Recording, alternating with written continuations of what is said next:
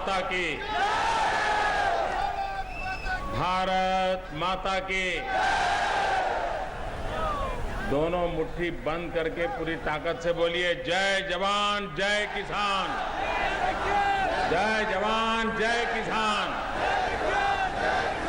जय जवान जय किसान, जय जवान जय किसान।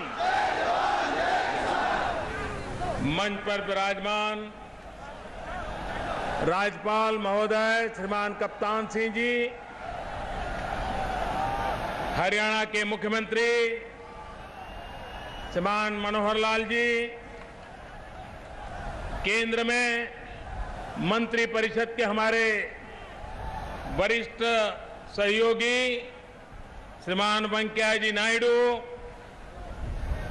केंद्रीय मंत्री चौधरी वीरेंद्र सिंह जी, केंद्रीय मंत्री राव इंद्रजीत सिंह, केंद्रीय मंत्री और इसी भूमि के संतान श्री किशनपाल गुर्जर जी, केंद्रीय मंत्री श्री बाबुल सुप्रियो जी,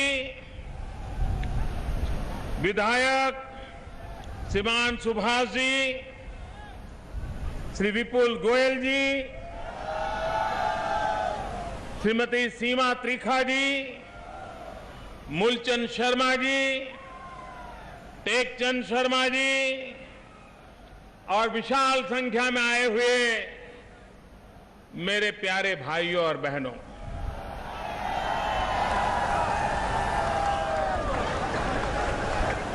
अभी हमारे मुख्यमंत्री जी बता रहे थे कि मोदी जी इतनी बार हरियाणा में आए और 11 तारीख को भी आने वाले हैं, 18 तारीख को भी आने वाले हैं।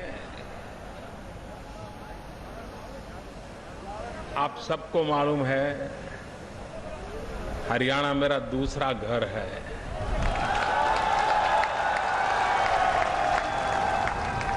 गुजरात छोड़ने के बाद मैंने वर्षों तक हरियाणा में ही अपना जीवन बिताया।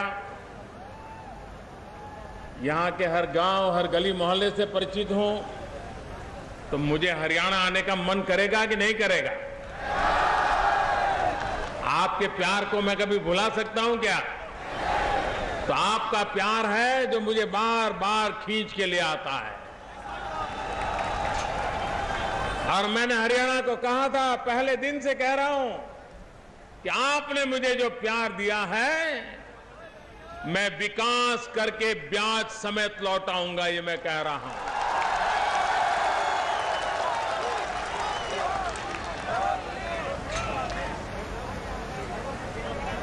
भाइयों बहनों, चुनाव आते हैं जाते हैं, राजनीति अपनी जगह पे चलती रहती है, वो लोकतंत्र का स्वाभाविक हिस्सा है। लेकिन देश सिर्फ राजनीति से नहीं चलता है। देश राष्ट्र नीति से चलता है। देश विवादों से नहीं बढ़ता है, देश संवाद से बढ़ता है। हमारी समस्याओं का समाधान अगर उसका कोई एक उपाय है, अगर उसकी कोई एक जड़ी बूटी है, तो जड़ी बूटी का नाम विकास है। विकास विकास होगा तो नौजवान को रोजगार मिलेगा, विकास होगा तो किसान को अपनी फसल का पूरा दाम मिलेगा, विकास होगा तो गरीब से गरीब बच्चे को अच्छे से अच्छी शिक्षा मिलेगी, विकास होगा तो गांव के गरीब हो, वयोवृद्ध तपोवृद्ध लोग हो, उनको आरोग्य की सुविधाएं उपलब्ध होगी, गरीब को रहने के लिए घर मिलेगा, और इसलिए मेरे भाइयों बहनों, हम एक ही बिंदु पर काम कर रहे हैं।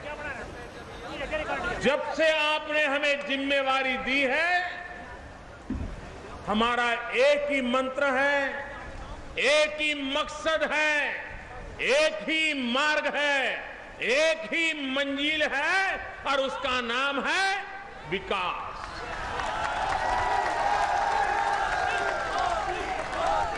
आप मुझे बताइए, आपको विकास चाहिए कि नहीं चाहिए? अच्छे रास्ते चाहिए कि नहीं चाहिए? अच्छे स्कूल चाहिए कि नहीं चाहिए? अच्छे अस्पताल चाहिए कि नहीं चाहिए?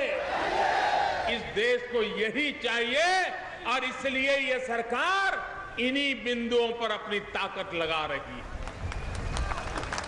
अच्छा होता ये काम पिछले 60 साल में पूरे हो गए होते, देश ऊंचाइयों को पार कर लिया होता, लेकिन बहुत सारे काम अधूरे हैं। और अधूरे हैं इसलिए पुरानी सरकारों को आलोचना करके, उनकी टीका टिप्पणी करके मैं रुक जाऊं, वो उचित नहीं है। इस सरकार का जिम्मेवारी है कि हम समस्याओं के समाधान खोजें, विकास के नए नए उपाय खोजें और देश को नई ऊंचाइयों पर ले जाए। पिछले दिनों आपने देखा होगा, पूरी दुनिया में एक आर्थिक संकट पैदा हुआ। मजबूत से मजबूत आर्थिक नींव पर खड़े हुए देश हिल गए और तूफान इतना भयंकर था कि उसके सामने टिकना बड़ा मुश्किल था। इतनी बड़ी आंधी तेज आई थी, लेकिन सारे दुनिया के आर्थिक पंडितों का कहना है कि इतनी भयंकर आर्थिक मंदी के बीच, इतने भयंकर आर्थिक तूफानों के बीच कोई एक देश बराबर अगर खड़ा रहा, टिका रहा, उस देश का नाम हिंदुस्तान है मेरे भाई।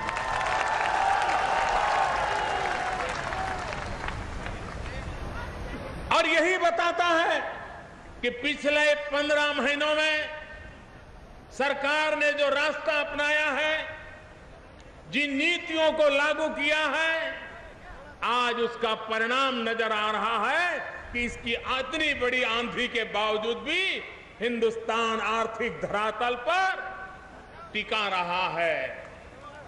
लेकिन भाइयों बहनों, सिर्फ टिके रहे हैं, इससे संतोष मानना यह हमें मंजूर नहीं है।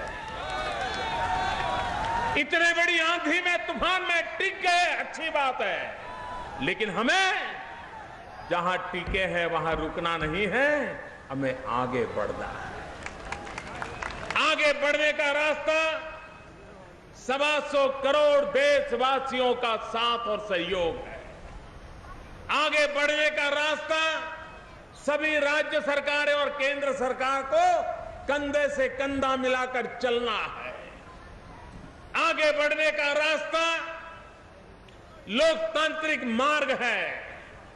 और अगर हमें विकास करना है तो हमें इंफ्रास्ट्रक्चर पर सबसे पहले प्राथमिकता देनी पड़ेगी। रोड हो, रेल हो, सामान्य नागरिक की सुविधा की व्यवस्थाएं हो, ये जब तक हम निर्माण नहीं करेंगे, विकास के फल नीचे तक नहीं पहुंचेंगे। और इसलिए ये सरकार का मकसद है कि 2022 जब हिंदुस्तान आजादी के 75 साल मनाएगा, वो आजादी के 75 साल कैसे हो? क्या हम सपना लेकर के नहीं चल सकते कि आजादी के 75 साल जब मनाएंगे, आजादी के दीवानों को जब अंजलि देंगे, आजादी के लिए शहीद हुए महापुरुषों का पुण्य स्मरण करेंगे, उस समय कम से कम एक काम तो पूरा कर ले। इस देश में कोई गरीब ऐसा न हो जिसको अपना घर न हो।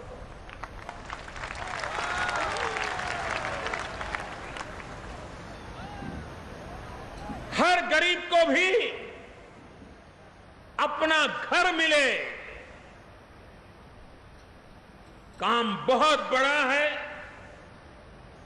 दुनिया के कुछ देशों की आबादी से भी ज्यादा मकान बनाने पड़ेंगे, लेकिन भाइयों बहनों, कठिन काम भी हमें हाथ में लेने हैं और उसको पूरा करने की दिशा में आगे बढ़ रहे हैं।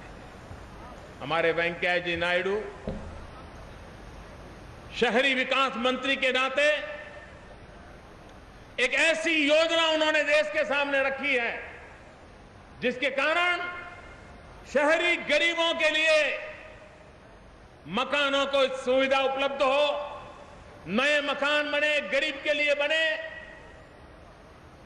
सस्ते बने, अच्छे बने, और घर भी वो हो जिसके नल में जल हो, बिजली हो, नजदीक में स्कूल हो, एक परिवार सुख शांति से रह सके, ऐसा घर हो। हमारे चौधरी वीरेंद्र सिंह जी लगे हैं ये ग्रामीण विकास मंत्रालय को लेकर के गांव में जो गरीब है उन गरीबों को रहने के लिए अपना घर मिले, योजनाओं को आगे बढ़ा रहे हैं। एक तरफ शहरी विकास, एक तरफ ग्रामीण विकास, गरीब शहर का हो या गरीब गांव का हो, हर किसी को रहने के लिए घर मिले, इसके लिए बहुत बड़ा काम हमने सर पे उठाया। भाइयों बहनों, आज यहां मेट्रो रेल का लोकार्पण हो रहा है।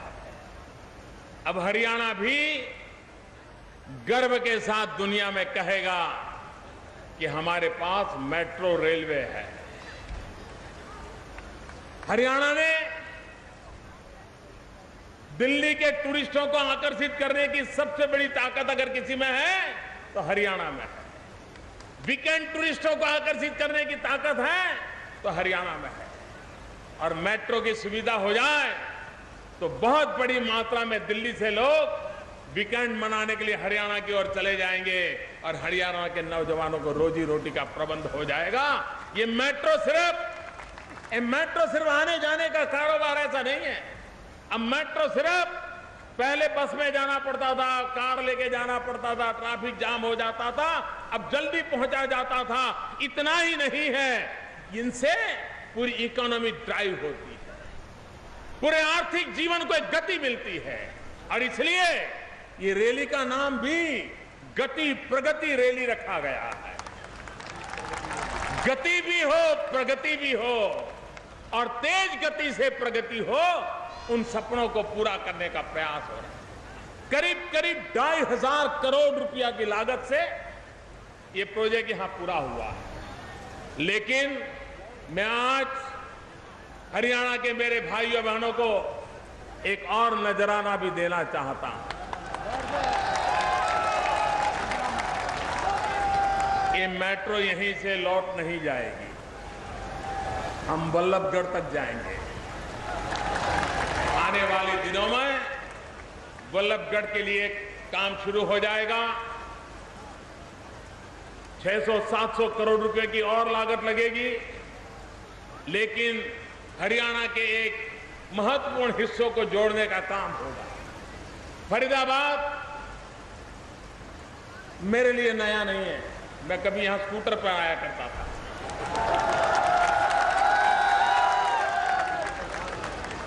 ये मैंने फरीदाबाद को पनपते हुए देखा है। ये एशिया में 9वें नंबर पर सबसे बड़ा इंडस्ट्रियल एस्टेट वाला ये फरीदाबाद शहर है। अब फरीदाबाद एक लघु हिंदुस्तान बन गया है। हिंदुस्तान का कोई राज्य ऐसा नहीं होगा जिसके लोग फरीदाबाद में रहते न हो। एक प्रकार का लघु भारत बन गया। इस फरीदाबाद का विकास भी वैसा ही होना चाहिए। ये मेट्रो ट्रेन के आरंभ से वो एक नया विकास का मार्ग भी खुल जाता है। और मैं श्रीमान वेंकैया जी को एक बात के लिए बधाई देना चाहता हूं। उनका विभाग इस काम को देखता है, सारे दुनिया को एक संदेश दे रहे हैं कि ये मेट्रो का जो लाइन है एनवायरमेंट फ्रेंडली है। यहां के स्टेशनों पर सोलार पैनल लगे हुए हैं और करीब करीब 2 मेगावाट बिजली सूर्य शक्ति से पैदा करते हैं और सारी व्यवस्था में उसी बिजली का उपयोग किया जाता है। मेट्रो का एक ट्रैक भरा हुआ हो, ये दुनिया के लिए भी एक आकर्षण का कारण है। आने वाले दिनों में ग्रीन रेलवे स्टेशन कैसे बने, एनवायरमेंट फ्रेंडली रेलवे स्टेशन कैसे बने, उस दिशा में भी मेट्रो की तरफ से एक सफलतापूर्वक अभियान चलाया जा रहा है। और आज जब पूरी विश्व ग्लोबल वार्मिंग के लिए चिंतित है, क्लाइमेट चेंज के कारण चिंतित है, हमारी एक छोटी सी इकाई मेट्रो वे भी दुनिया की मदद करने के लिए ग्रीन मूवमेंट में अपना सहयोग दे रही है। और इसलिए वेंकैया जी को और उनकी पूरी टीम को मैं हृदय से बहुत बहुत अभिनंदन करता हूं और उनका साधुवाद करता हूं। भाइयों बहनों, ये हरियाणा की धरती ऐसी है। कल हमने श्री कृष्ण का जन्मोत्सव मनाया और जब श्री कृष्ण को याद करते हैं तो सिर्फ द्वारिका की नगरी याद नहीं आती है, कुरुक्षेत्र भी तुरंत याद आता है। पूरा हरियाणा एक प्रकार से इन महापुरुषों की छाया में पला बढ़ा हुआ है, सांस्कृतिक विरासत का धनी है।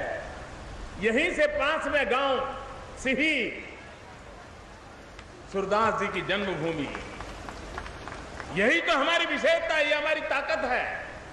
और उन्हीं से महापुरुषों के आशीर्वाद लेकर के हम हरियाणा को नई ऊंचाइयों पर ले जाने के लिए प्रयास कर रहे हैं।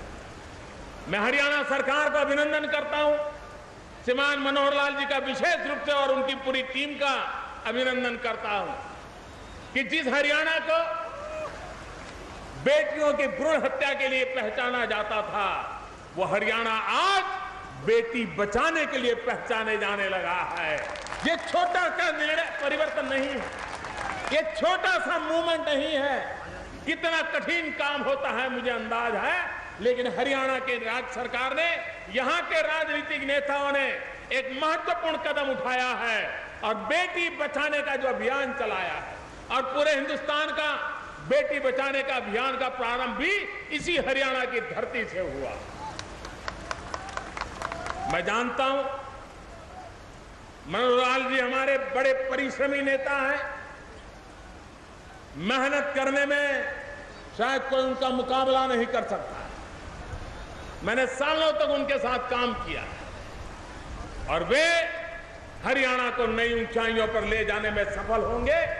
हरियाणा की आशा आकांक्षाओं को वो पूरा करेंगे, ये मुझे विश्वास है। आने वाले दिनों में हमारे देश में हम हमारे शहरों का रंग रूप बदलना चाहते हैं, चेहरा बदलना चाहते हैं, उसके फेफड़ों को नई ताकत देना चाहते हैं। आज हमारे शहरों के फेफड़े भी बीमार हो गए, ग्रीनरी नहीं बची है, अपनी मर्जी से वो बढ़ता गया है। वेंकैया जी के नेतृत्व में जो स्मार्ट सिटी का अभियान चला है, उस स्मार्ट सिटी में फरीदाबाद का भी नाम है। लेकिन कुछ लोगों को लगता होगा कि अब सरकार ने स्मार्ट सिटी कह दिया तो स्मार्ट सिटी बन गया। भाइयों बहनों, आपको पता होना चाहिए और मैं चाहता हूं कि इस बात की घर घर चर्चा होनी चाहिए, हर बार चर्चा होनी चाहिए कि ये अभी तो फरीदाबाद की एंट्री हुई है, कंपटीशन के अंदर पहली मैच उसने जीत लिया है, पहली मैच जीत करके उसने एंट्री पा ली है, लेकिन आगे बढ़ने के लिए यहां के सभी नागरिकों ने तय करना पड़ेगा कि हमें फरीदाबाद को स्मार्ट सिटी बनाना है। कानून में ये परिवर्तन करना पड़ेगा तो करना है, हमें ये डिसिप्लिन लानी है तो लानी है, हमें स्वच्छता रखनी है तो रखनी है।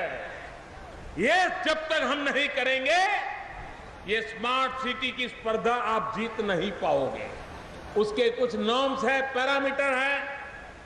मैं चाहता हूं एक जाए और देश में स्मार्ट सिटी बनाने का यश हरियाणा प्राप्त करेगा। मैं आपको निमंत्रित करता हूं, मैं आपको चैलेंज भी करता हूं कि इस चैलेंज रूट का स्वीकार कीजिए।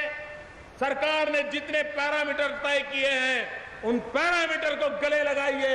पूरे फरीदाबाद का एक एक घर, एक एक नागरिक स्मार्ट सिटी बनाने का संकल्प लेना चाहिए, तब जाकर के स्मार्ट सिटी बना पाएंगे।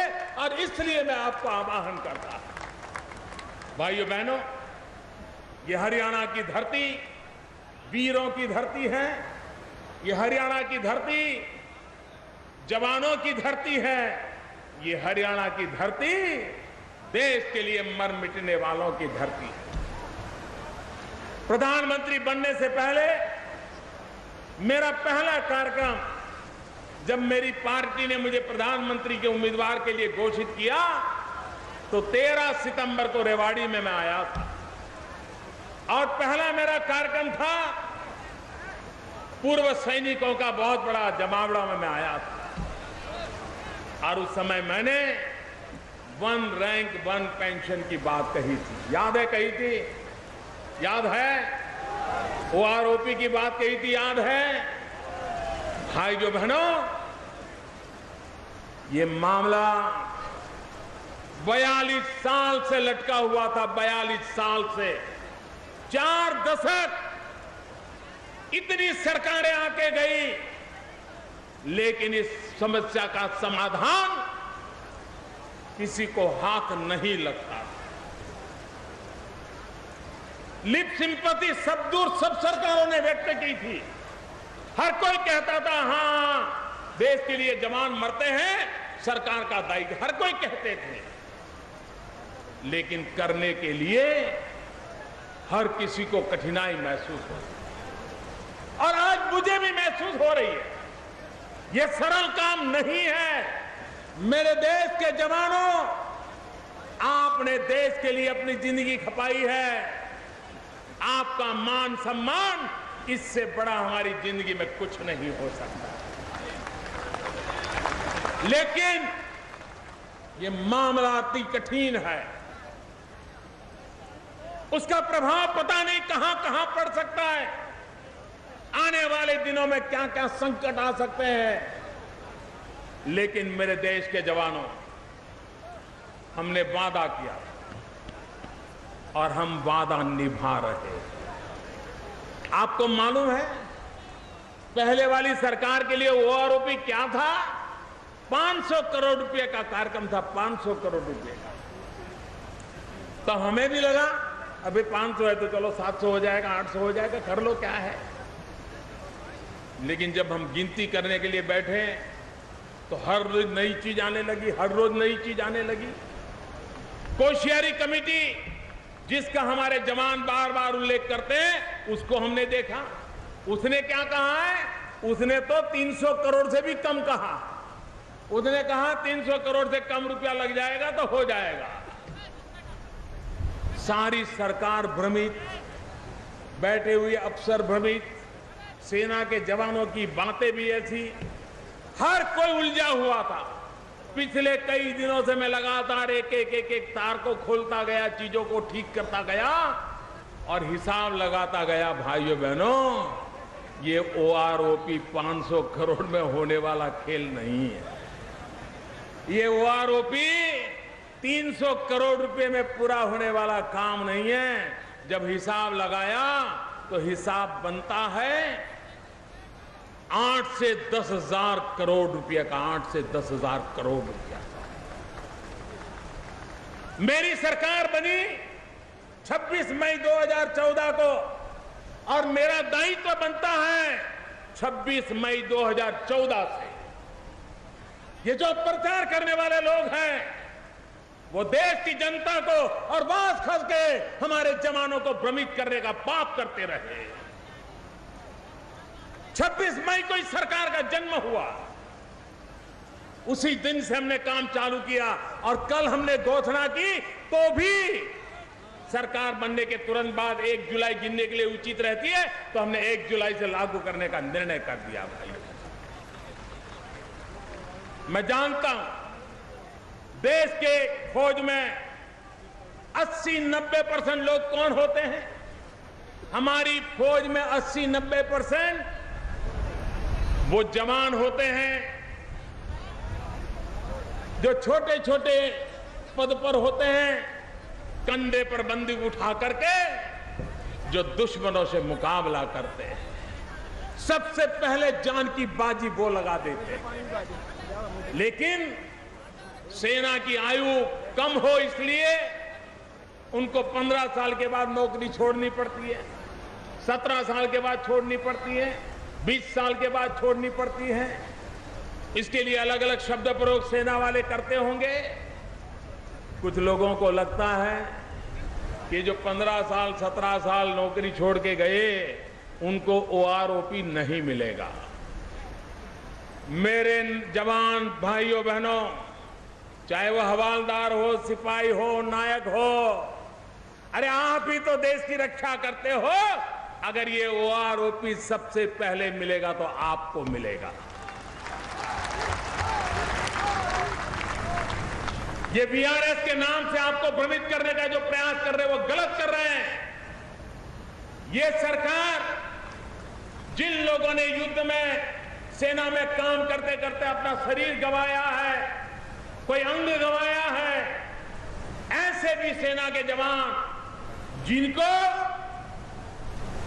मजबूरन सेना छोड़नी पड़ती है, शरीर की देश के लिए शरीर का एक एक अंग बलि चढ़ा दिया है, उसको सेना छोड़नी पड़ती है। क्या वो OROP से वंचित हो जाएंगे? सेना को प्यार करने वाला प्रधानमंत्री ऐसा कभी सोच भी नहीं सकता है। मेरे भाइयों बहनों, ऐसे सबको OROP मिलेगा और इसलिए 80-90% ये जो 8,000-10,000 करोड़ का खर्च है ना, उसका सबसे ज्यादा धन ये 15-17 साल की उम्र में जो सेना छोड़ के घर आते हैं उन जवानों में जाने वाला है। और इसलिए ये भ्रम फैलाने की कोशिश करने की आवश्यकता नहीं है। ये सरकार बहुत स्पष्ट है कि देश के लिए जीने मरने वाले जवानों के लिए OROP लागू करने का हमने वादा किया है और कल हमने घोषणा कर दी है। कुछ लोग कहते हैं कमीशन बनाया, ये कोई पे कमीशन नहीं बनाया। ये सिर्फ ये जो हमने निर्णय किए हैं, क्योंकि पहले 500 करोड़ वालों की भी समझ में कुछ न कुछ गड़बड़ रही, बाद में कोश्यारी कमेटी ने जो रिपोर्ट किया उसमें भी गड़बड़ रही। हमें लगा कि 10,000 करोड़ रुपया देने के बाद भी हो सकता है कहीं कोई कमी रह गई हो, कहीं कोई समझदारी में अंतर रहा हो, कोई हिस्सा सेना का छूट गया हो, तो ऐसे समय एक व्यवस्था होनी चाहिए ताकि सेना के जवान उनके साथ मिलकर के अगर कोई कमी रह गई हो, कोई छोटा मोटा बदलाव जरूरी हो तो उसके साथ कर सके। OROP के संबंध में इसलिए ये कमेटी बनाई गई है, ये कोई पे कमीशन नहीं है। और इसलिए इसमें भी जो भ्रम फैलाए जा रहे हैं वो भ्रमों का भी निरसन होना चाहिए। आज देश की सेना में 10 में से 1 जवान हरियाणा का होता है। 10 जवान है तो उसमें 1 हरियाणा का होगा ही होगा। और इसलिए ये जब 8-10 हजार करोड़ का पैकेज आएगा तो बहुत बड़ी मात्रा में धन हरियाणा के निवृत्त जवानों के पास आने वाला है। मतलब कि हरियाणा के अंदर हजारों करोड़ रुपए आने वाले हैं। जब हरियाणा में हजारों करोड़ रुपए आते हैं तो हरियाणा की इकोनॉमी अचानक ड्राइव करने लग जाती है। हरियाणा की आर्थिक गतिविधि को एक बहुत बड़ी ताकत सेना के निवृत्त जवानों के पास पैसे आने के कारण मिलने वाली है। बहुत बड़ा निर्णय इस सरकार ने किया है, देशभक्ति से प्रेरित होकर के किया है। देश की आर्थिक व्यवस्था में बहुत सारे काम है, कुछ कामों में कटौती करके भी करना पड़ेगा, तो करने का फैसला करके किया है। और इसलिए मैं मेरे सेना के जवानों को कहता हूं, ये सरकार आपकी है, ये सरकार आपका हौसला बुलंद देखना चाहती है, ये सरकार आपके सुखों की चिंता करने वाली सरकार है। और आने वाले दिनों में भी जहां जो जरूरत पड़ेगी ये सरकार आपके साथ खड़ी होगी, ये मैं देश के जवानों को विश्वास दिलाना चाहता हूं। भाइयों बहनों, जो लोग बयानबाजी करके राजनीतिक उल्लू सीधा करने की कोशिश कर रहे हैं, देशवासियों जिन्होंने 40-42 साल तक जो काम नहीं किया, उनको एक भी सवाल पूछने का अधिकार है क्या? जरा पूरी ताकत से जवाब दो मुझे। जिन्होंने खुद ने नहीं किया उनको सवाल पूछने का हक है क्या? देश को गुमराह करने का हक है क्या? जवानों के नाम पर बोलने का हक है क्या? अरे आप लोगों का पाप था कि आप लोगों ने 40-42 तक काम नहीं किया और हमारा हिसाब मांग रहे हो। भाइयों बहनों, एक फैशन चल पड़ी है, एक फैशन चल पड़ी है कि जब सरकार कोई भी अच्छे निर्णय करे, देश को नई ऊंचाइयों पर ले जाने के लिए हिम्मत के साथ आगे बढ़े, तो जो लोग जिनको देश की जनता ने रिजेक्ट कर दिया है, वो इस देश को आगे बढ़ना नहीं देना चाहते। इससे बड़ा लोकतंत्र का अपमान नहीं हो सकता है। और इसलिए मेरे भाइयों बहनों, मैं देशवासियों को आज हरियाणा की वो धरती से बोल रहा हूं जहां कृष्ण ने गीता का संदेश दिया था और युद्ध का विजय प्राप्त करने का संकेत दिया था। ये वो भूमि है जहां से हर परिवार से कोई न कोई जवान सीमा पर देश की सेवा कर रहा है। ऐसी धरती से मैं कह रहा हूं कि हमारे लिए हमारे सेना के जवान किसी से कम प्यारे नहीं है। और इसलिए ये वनअपमैनशिप जो चल रही है, इसके खेल देश का भला नहीं करेंगे। भाइयों बहनों, हम विकास के मार्ग पर चलना चाहते हैं, 125 करोड़ देशवासियों को लेकर के चलना चाहते हैं और उसको लेकर के हम आगे बढ़ रहे हैं। और आज मेट्रो का एक नजराना हरियाणा के जीवन को नई ताकत देगा। आधुनिक हरियाणा बनाने में ये सौगात काम आएगी। इसी एक विश्वास के साथ मैं फिर एक बार यहां के मुख्यमंत्री जी को, सरकार की पूरी टीम को, हरियाणा को लगातार आगे बढ़ाने के लिए, नई ऊंचाइयों पर ले जाने के प्रयासों के लिए अभिनंदन करता हूं, बधाई देता हूं। और श्रीमान वेंकैया जी नायडू के नेतृत्व में हमारा शहरी विकास तेज गति से हो। हरियाणा में बहुत बड़ी मात्रा में शहरी विकास हो रहा है, वो भी नई ऊंचाइयों को प्राप्त करे। यही शुभकामना के साथ आप सबका बहुत बहुत धन्यवाद। मेरे साथ दोनों मुट्ठी बंद करके पूरी ताकत से बोलिए, जय जवान जय किसान। आवाज सीमा तक पहुंचनी चाहिए। जय जवान जय किसान, जय जवान जय किसान, जय जवान जय किसान, जय जवान जय किसान। भारत माता की, भारत माता की, भारत माता की। बहुत बहुत धन्यवाद।